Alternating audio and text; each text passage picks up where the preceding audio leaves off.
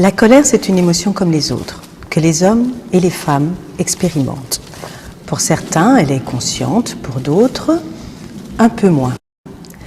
Elle résulte toujours d'une frustration non exprimée. Imaginez le nombre de frustrations non exprimées que nous gardons depuis l'enfance. Dans ma pratique, je constate que la colère est l'émotion qui est la plus difficile à accepter, à contacter à l'endroit juste et encore plus difficile à traverser sans qu'elle n'occasionne de la culpabilité et de la honte. Je dirais que c'est l'émotion qui est la moins acceptée par notre société. Au niveau spirituel, il est vrai que la colère indique que nous avons perdu l'équilibre intérieur. Elle est considérée comme une énergie toxique, négative, impure, qui finit par prendre possession de notre esprit et qu'il faut purifier et transcender. Le Bouddha enseignait de la laisser venir pleinement à la conscience, être vigilant et ne pas s'identifier à elle. En ne réagissant pas à la colère, son énergie diminue puis s'éteint complètement. Sauf qu'avant de s'éteindre complètement, il y a tout de même plusieurs étapes. Jésus, qui a lui-même cédé à une colère certes indignée contre les marchands du temple, nous enseignait de recourir à la puissance de l'amour pour faire disparaître la colère. D'autres formes de spiritualité enseignent des techniques respiratoires pour purifier totalement l'énergie de la colère et la transformer en énergie pure. En bref, le principe sur le plan spirituel, c'est pas d'énergie pure, pas d'éveil, pas d'illumination, pas de réalisation et donc pas d'union avec le soi spirituel. Alors comment faire pour ne pas s'identifier à la colère et arriver à la transcender en une énergie d'amour? Une chose est certaine, je ne peux transcender quelque chose que j'ai nié. Je ne peux transcender que quelque chose qui existe, qu'une matière que je laisse vivre et qui ainsi peut parcourir son processus de transformation. C'est le principe alchimique de la transformation du plomb en or. Alors, pour comprendre ce qui constitue cette émotion et surtout ce qu'elle nous enseigne, Nathalie a accepté de témoigner de son parcours. Enfant, j'ai réalisé récemment que j'ai jamais rien exprimé au niveau des émotions. Je pense, au niveau de mes souvenirs, jamais pleuré dans mon enfance. Même enfant. Même enfant, c'est apparu un peu plus tard. Jamais de colère, j'ai jamais rien exprimé. J'étais une petite fille sage, parfaite, qui obéissait bien. Et ce n'est que très récemment, je dirais même dans les stages de femmes que j'ai fait avec toi, que j'ai découvert qu'il y avait une charge énorme, comme une espèce de casserole à pression qui explose. Je pense que ce qui a vraiment déclenché, c'est la danse, la mise en mouvement du corps. Le fait d'exploser en permanence me donnait aussi une sensation que j'étais vivante. Je suis contente que tu te rendes compte. Oui, tout à fait. Et ça m'a fait réaliser que je suis comme ça dans la vie. C'est-à-dire que j'avais cette manière de vivre aussi de manière hors norme dans la vie, toujours au-dessus de la norme, et c'est ma manière de survivre. Et le fait de le vivre à travers le corps a assez bien désactivé ce qui se passait dans ma vie. Pour moi, l'explosion, ça libère le stress qu'il y a au-dessus. Okay. Et bon, il faut réhabiliter, d'accord, mais la guérison sera lorsqu'on sera sorti du stress et qu'on va pouvoir revenir à l'origine. Donc, est-ce que pour l'instant, tu as pu rencontrer un endroit qui est plus une source de cette colère et est-ce que c'était différent de ce que tu vivais au niveau explosion?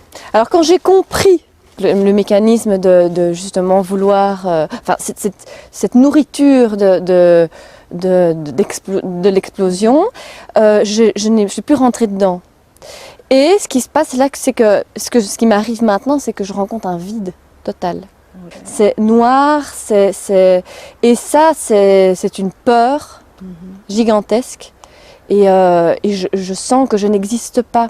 C'est-à-dire que avant, je nourrissais un espèce d'ego, et maintenant je sens qu'en ne rentrant pas dans ce mécanisme, je n'existe pas. J'ai pas d'existence de l'être, quoi. Oui. À un moment donné, la colère est le meilleur moyen d'éviter la peur qu'il y a derrière. Nous allons détailler comment la colère s'installe et prend place dans l'inconscient. Nous avons d'abord une situation originelle qui a en général lieu dans l'enfance et où nous sommes impuissants face à une situation qui se vit comme une atteinte à notre intégrité physique et ou psychique. Nous sommes impuissants à nous protéger, à dire non, à mettre une limite, à être acceptés par autrui, à nous faire aimer, à retenir quelqu'un, à recevoir, à dire oui et nous abandonner à ce dont nous aurions tellement besoin, par exemple. Souvent, cela se produit face à une autorité parentale, féminine ou masculine, ou une figure que l'on adule et à qui on donne du crédit. Pour nous, cela équivaut à une image d'autorité, cela peut être un prof, le caïd de la récré, la plus belle fille de l'école, un thérapeute, un médecin, un guide spirituel, un officier, le gouvernement d'un pays, le père ou la mère d'un ami ou d'une amie, les membres adultes de notre famille. Quelques exemples de situations. Je suis enfant et je plonge avec un plaisir mais radieux mes doigts dans mon dessert, ou je crie de joie à la vue d'une hirondelle, ou je retire énergiquement mon jouet des mains de mon petit frère ou de ma petite sœur, où je tape vigoureusement à la porte de la chambre de ma mère ou de mon père, où je reçois injustement une gifle d'un compagnon ou d'une compagne de classe, ou d'une autorité parentale, où je vis un attouchement. Et à ce moment, je reçois un regard clairement réprobateur ou charmeur pour m'amadouer et que je me taise. Ou une remarque cinglante. Bref, quelle que soit la situation, je ne peux répondre de peur de représailles parce que l'autre représente une autorité, ou en tout cas est beaucoup plus fort que moi, une autorité parentale, gouvernementale, politique, dont je risque en plus de perdre la reconnaissance, l'amour, le sentiment d'appartenance si je réagis. Prend donc naissance une blessure d'abandon, de rejet, de trahison. La deuxième étape, c'est les conséquences émotionnelles de cette situation. Il y a une peur immense qui me tétanise, m'immobilise, qui m'empêche effectivement de répondre, me protéger, mettre ma limite, m'abandonner. Et il y a aussi une tristesse immense qui a l'ampleur de tout mon être qui se vit comme aboli, sali. Je suis anéanti, je n'existe plus. Il y a une dévalorisation, négation, culpabilité et honte, car par manque d'identité, la personne ne peut remettre en cause l'autre qui est adulé et elle va reprendre pour elle la responsabilité des événements. La troisième étape, je vais contenir tout le stress emmagasiné, car rappelez-vous, je risque une perte d'intégrité physique ou psychique. Par cette stratégie de refoulement ou de déni, je survis.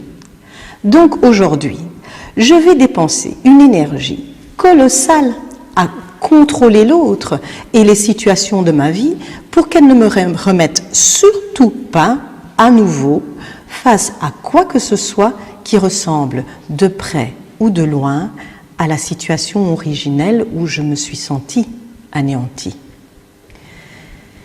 La quatrième étape est celle qui déclenche la colère.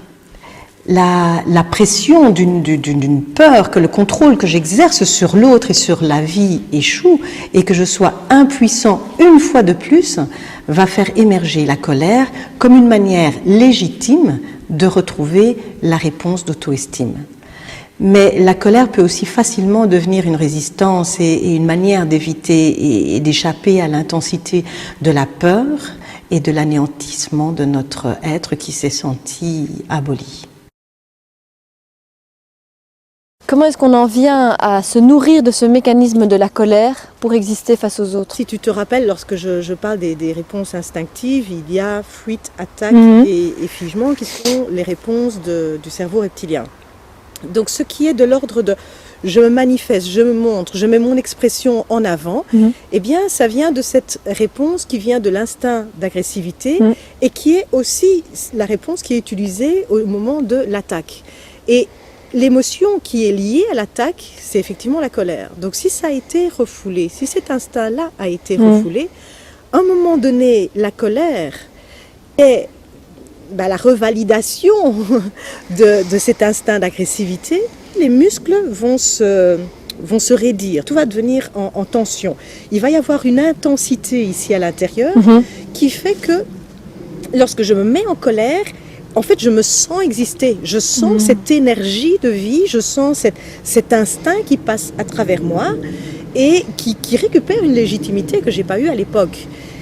Bien, cette colère-là me permet d'exister, de dire mais je suis là et surtout vient remplir tout le vide de l'anéantissement. Il faut des ressources pour pouvoir effectivement rentrer dans cet anéantissement parce que c'est l'endroit où on n'existe plus. Oui. Donc avant de ne plus exister, il faut d'abord redonner des ressources à la personne, il faut d'abord qu'elle recrée de l'auto-estime. Et l'auto-estime ne va pouvoir se recréer que comme une concrétisation matérielle dans mes sensations, dans mon ressenti et dans mon corps, et pas comme un concept. Le concept ne pourra pas faire face à l'entièreté de ces émotions lorsqu'elles remontent. Mais c'est très intéressant ce que tu dis parce que par rapport au vide, pendant, je ne sais plus, il y a quelques semaines, pendant 4-5 jours, je suis restée dans un vide complet. Et j'ai senti que petit à petit émanait une énorme violence intérieure et que je pouvais tuer. Oui. Et quand c'est sorti, mon bras s'est mis en marche chez moi et j'ai commencé à poignarder. Et j'ai senti que c'était le déclencheur de ressentir mon énergie sexuelle. Que de ce acte revenait une force. Absolument, mais ça c'est un point crucial ce que tu viens d'expliquer là. Parlons à présent plus en détail du processus de transformation de la colère. Aucun problème ne se règle à l'extérieur de nous. Aucun.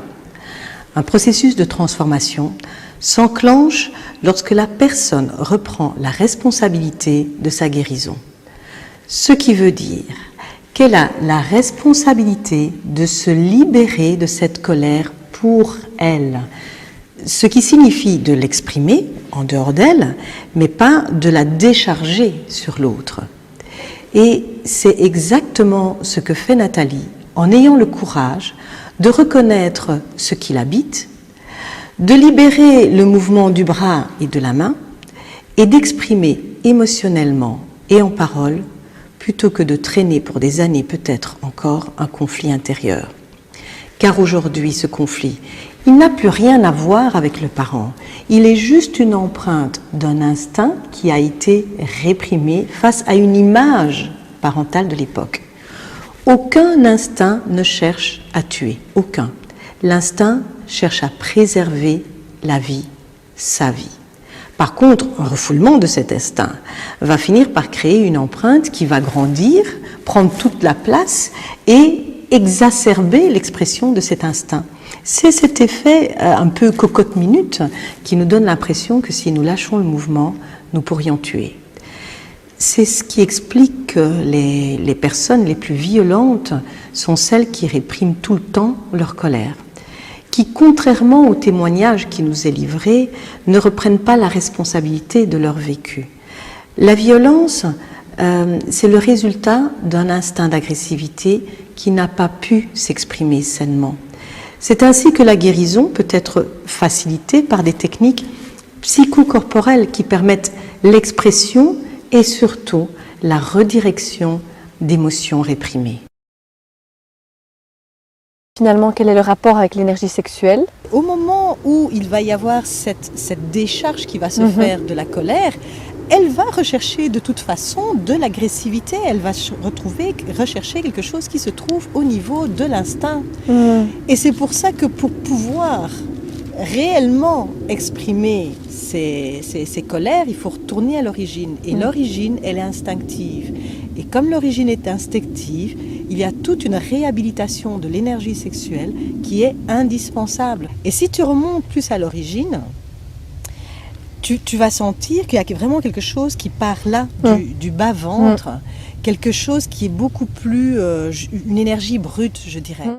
Alors qu'ici, on va lâcher des colères qui sont des colères genre c'est ta faute de, tu m'as interdit de, enfin c'est tout des tu, c'est la faute à l'autre.